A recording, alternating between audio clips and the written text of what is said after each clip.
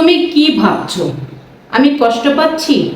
এই যে ফোন করো না, মেসেজ করো না, তুমি কি ভাবছো আমি তোমার জন্য অপেক্ষা করে বসে থাকি? একদমই না।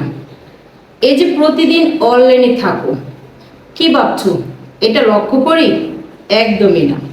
এই তো সকালে ফেসবুক খুলে দেখলাম তুমি 5 মিনিট আগে অনলাইনে ছিলে। কি ভাবছো এটা দেখে কষ্ট পাচ্ছি? একদমই না। এতে বরং ভালোই হলো, আমি নিশ্চিত হলাম তুমি আমাকে ভুলে গেছো। আমিও আর আশা করব না তুমি ফিরে আসবে বলে। না, আমাদের বিচ্ছেদ হয়নি, যোগাযোগ বন্ধ হয়েছে মাত্র। তুমিও আমাকে কোথাও থেকে বন্ধ করনি, তুমি আমার কাছ থেকে মুক্তি চেয়েছিলে, সেটা আমাকে বলতে পারোনি, তাই হঠাৎ যোগাযোগ বন্ধ করে দিলে। আমি বুঝলাম তুমি আমার থেকে ভালো কাউকে খুঁজে পেয়েছো, তাই মনে মনে চিন্তা করলাম যে যাবার সে চলে যাবে।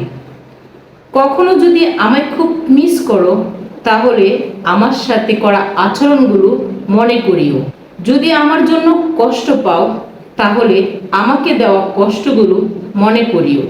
কখনো যদি কেউ তোমাকে অবহেলা করে তাহলে মনে করিও আমাকে কিভাবে অবহেলা করে কষ্ট দিয়ে দূরে সরে দিয়েছ। ভালো থেকো তুমি সব সময়।